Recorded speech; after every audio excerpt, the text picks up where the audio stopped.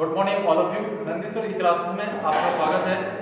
आज हम कक्षा 12वीं के अध्याय 5 का जो अध्याय 5 है आपका, वो है आपका वंशागति विविधता के सिद्धांत के बारे में अध्ययन करेंगे।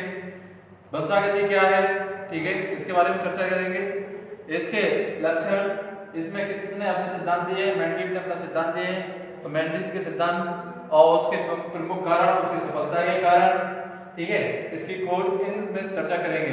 तो देखिए वंशागति विविधता क्या है, वंशागति क्या होती है। देखिए सबसे पहले वंशागति आनुवंशिक या जेनेटिक्स, वंशागति को हम जेनेटिक्स भी कहा जाता है, आनुवंशिक यानी जो हमें अपने पूर्वजों से जो गुण मिलते हैं उन्हें हम वंशागति कहा जाते हैं। यानी हमारे कलर, रंग, हाइट, हमारी सोच, जो हमें वंशानुगत से मिलते हैं, हमें पूर्वजों से मिलते हैं, उनके आधार पर देखिए इस शब्द का प्रयोग सर्वप्रथम विलियम बेटसन ने किया था। सर्वप्रथम वंशानुगत शब्द है विलियम बेटसन ने किया था और उन्होंने 1906 में वंशानुगत तथा उसकी विविधता के बारे में चर्चा की थी। अध्याय में उन्होंने कहा था कि बेटसन के अनुसार जीव विज्ञान की वह शाखा जिसके अंतर्गत, ठीक है, आनुवंशिक तथा विविधता का अध्ययन किया जाता है उसे आनुवंशिक, यानी जीव विज्ञान की वह शाखा जिसके अंतर्गत वंशानुगत गुणों का अध्ययन कहते हैं, यानी जेनेटिक गुणों का अध्ययन कहते हैं। जो वह अध्ययन जो हमें पूर्वजों द्वारा, जो हमारे वह गुण जो पूर्वजों द्वारा मिलते हैं, उन गुणों का अध्ययन करना ही वंशानुगति कहलाता है। यह जीव विज्ञान के अंतर्गत रखा गया वंशानुगति। इसके आनुवंशिक तथा विविधता दोनों साथ साथ मिलती हैं।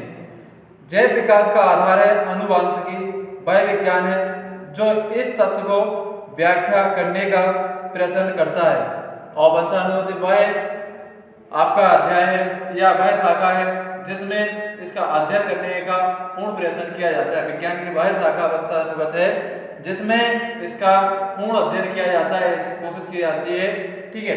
इसी के आधार पर देखिए आनुवंशिकी क्षेत्र में ग्रेग जोहान मेंडल ने का महत्वपूर्ण योगदान रहा है। उन्होंने ऐसे समय में जब कोशिका विभाजन के बारे में ज्ञान बहुत कम था, सर्वप्रथम ऐसे नियम और वंशागति नियम या आनुवंशिकी का जनक कहा जाता है। उन्होंने अपना नियम उस समय दिया था जब कोशिका के बारे या कोशिका विज्ञान के बारे में बहुत कम लोग ही उसके बारे में जानते थे। उन्होंने उस समय अपना सिद्धांत दिया था। इसके बाद देखिए वंशानुगत विविधताएं क्या होती हैं।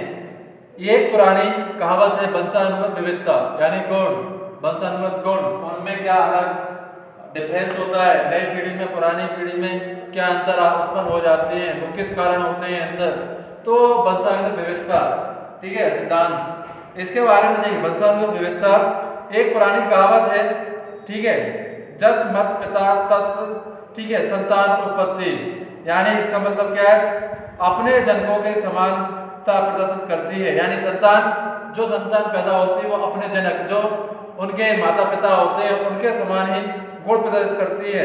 अपने ही समान जीव उत्पन्न करना और जीवों को विशिष्ट लक्षण है। जीवों का सबसे विशिष्ट लक्षण क्या है, अपने ही समान संतान उत्पन्न करने का सबसे विशिष्ट लक्षण। ऐसा नहीं है कि घोड़ा है तो घोड़े का बच्चा हाथी होगा, ऐसा नहीं होगा, हाथी का बच्चा हाथी होगा, घोड़े का बच्चा, यानी अपने समान ही वह संतान उत्पन्न कर सकते हैं। मनुष्य का बच्चा भी मनुष्य ही होगा, ऐसा नहीं है मनुष्य का बच्चा कोई कुत्ता हो जाए या कुत्ते का बच्चा। तो ये क्या है, जो विशेष लक्षण रहता है, जो जीव रहता है वो अपने समान ही संतान उत्पन्न करने का विशेष लक्षण पाया जाता है। संतानों में जनकों के लक्षण पाए जाते हैं, और जो संतान होती है उसमें जो जनक होते हैं, यानी जो उनके माता पिता होते हैं, उनके लक्षण पाए जाते हैं। लक्षण जनकों द्वारा ही संतानों में पहुंचते हैं। इन सभी भागों का आधार लैंगिक या अंडारिक या मादा युग्म से मिलने वाले जो संतति होती है उन्हें मिलते हैं। यानी जो संतान उत्पन्न होती है उसमें या तो नर के लक्षण होंगे या मादा के या दोनों के मिक्स लक्षण होंगे। ये संतति अपने माता पिता द्वारा संतति को प्राप्त होते हैं। माता पिता दोनों के आधे आधे गुणसूत्र पहुंच जाते हैं। माता और पिता दोनों के ही आधे आधे गुणसूत्र नई संतति में पहुंच जाते हैं, जिसके इस पीढ़ी के लक्षण अगली पीढ़ी में स्थानांतरित हो जाते हैं। जब क्या होता है, नर और मादा यानी माता और पिता दोनों के लक्षण डिवाइडेशन में आधे आधे पहुंचेंगे तो नई संतति जो उत्पन्न होगी वो दोनों को लक्षण धारण करे उत्पन्न होगी। जो दोनों के गुण पाए जाएंगे।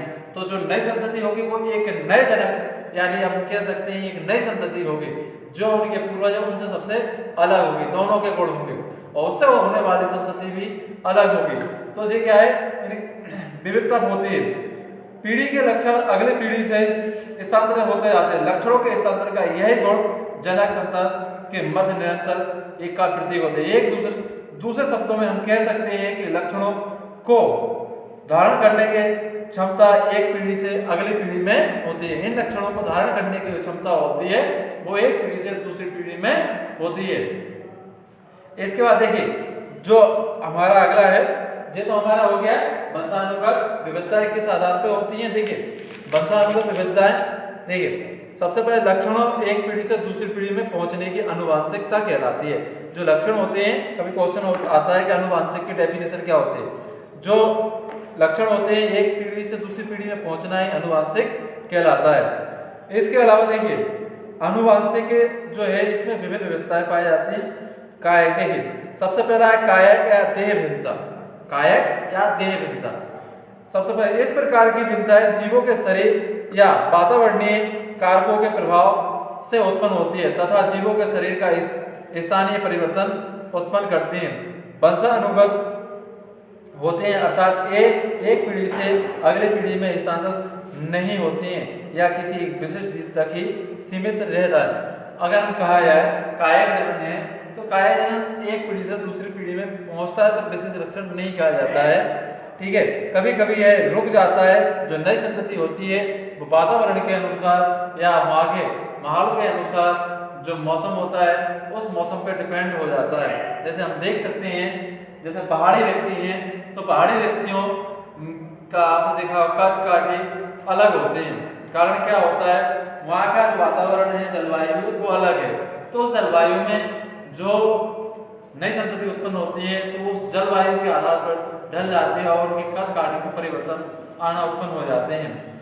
आनुवांशिक भिन्नता, देखिए इस प्रकार की भिन्नताएं जीव में, ठीक है, होती हैं, होने वाले परिवर्तन के कारण होती हैं। तो जीवों में विभिन्न जो परिवर्तन होते हैं उनके कारण होते हैं, क्योंकि जो जल कोशिकाएं जन्म में भाग लेती हैं वह कोशिकाएं वंशानुगत होती हैं। यानी वह कोशिकाएं जो जन्म में भाग लेती हैं उन कोशिकाओं के आधार पर ही उन्हें आनुवांशिक जनन कहा जाता है। संतान में स्थानांतरित हो जाती है भिन्नताएं, ठीक है, विकासीय दृष्टि से महत्वपूर्ण होती हैं। क्यों, जो कोशिकाएं जन्म में भाग लेती हैं उन्हीं के आधार पर जो गुण उत्पन्न होते हैं वो संतति में उत्पन्न होते हैं और संतति उसी के आधार पर गुण प्रकट करती है, जो कहा जाता है कि नए पीढ़ी के लिए एक लाभदायक भी होता है। अगला है सतत भिन्नता। ये जनक संतान की सामान्य अवस्था में होने वाली सूक्ष्म एवं अस्पष्ट है। यानी यह भिन्नता अस्थिर होती है, यानी कोई स्थिरता नहीं रहती है। ये सूक्ष्म होती है, धीरे धीरे परिवर्तन होती हैं, बहुत लंबे समय काल में संतति में परिवर्तन आते हैं।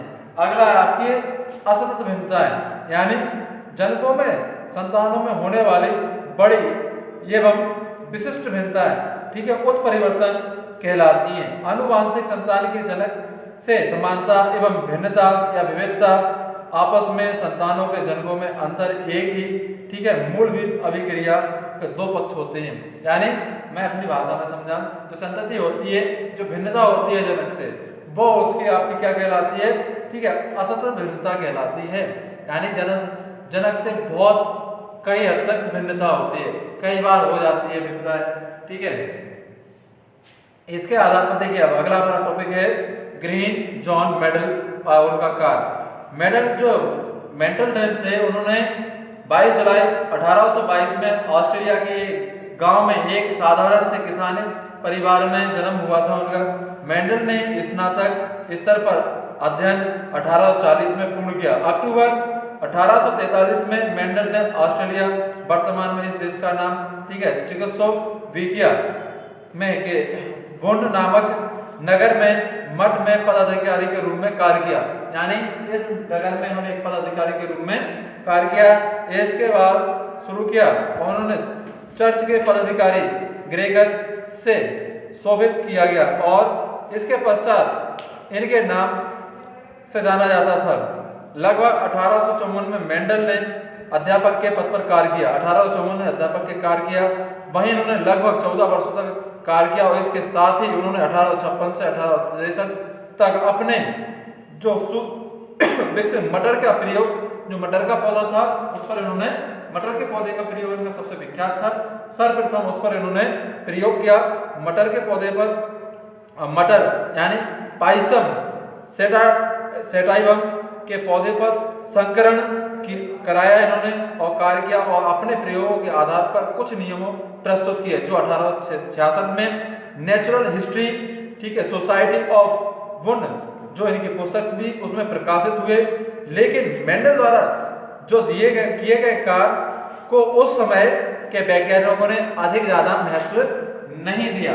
जो वैज्ञानिक थे, मेंडल ने जो मटर के पौधे पर वंशानुगत का एक प्रयोग किया था और उन्होंने पुस्तक थी नेचुरल हिस्ट्री, ठीक है, सोसाइटी ऑफ वुड, उसमें प्रकाशित किया, पर उस समय के वैज्ञानिकों ने ज्यादा तवज्जो नहीं दी। और 1884 में स्वर्गवासी, और 1884 में इनका देहांत हो जाता है। मेंडल के कार्यों की पुनः खोज, फिर क्या होता है, जो अगले पीढ़ी के वैज्ञानिक आए उन्होंने, जो मेंडल ने अपनी जो खोज थी उसे छोड़ दिया था, उसकी पुनः खोज की जाती है, उस पर कार्य किए जाते हैं। 1900 में लगभग 3 वैज्ञानिक, ठीक है, हॉलैंड के थे होंगो डी व्रेज, जर्मन के कार्ल कोरेस और ऑस्ट्रेलिया के आपके ईवी सर्मक ने क्या इस पर पुनः कार्य किया।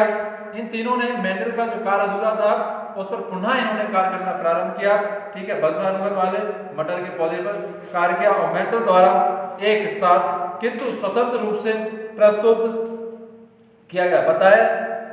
बताया गया कि मेंडल द्वारा किया गया जो कार्य था वह पूर्णतः वैज्ञानिक तथा उसके परिणाम पूरी तरह से सत्य थे और इन्होंने के कार्य करने पर पाया है कि मेंडल ने अपना सिद्धांत दिया था वो वैज्ञानिक दृष्टि से पूर्णतः सत्य था और उसके द्वारा जो कार्य किए गए वो पूर्णतः सत्य पाए गए। इसे के बाद मेंडल के कार्यों की प्रशंसा हुई तथा उन्हें महत्व दिया गया।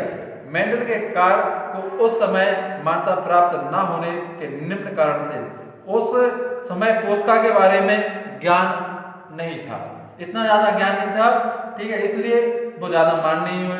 दूसरा था उस समय प्रसिद्ध वैज्ञानिक मेंडल के प्रयोग से प्रभावित नहीं हुए क्योंकि डार्विन के विकासवाद और अधिक प्रभाववादी थे तथा उसके द्वारा प्रकाशित पुस्तक जातियों की उत्पत्ति से उठे विवादों को सुलझाने में व्यस्त थे।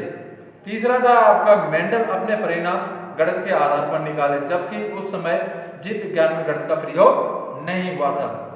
अगला था इसमें मेंडल किसी अच्छे एवं बड़े विश्वविद्यालय के सदस्य नहीं थे, साथ ही छोटे स्कूल में शिक्षक होने के कारण तथा पदारी का कार्य करने के कारण भी उन्हें के कार्य को विशेष महत्व नहीं दिया गया। अगला हम नेक्स्ट वीडियो में इसके बारे में अध्ययन करेंगे। धन्यवाद।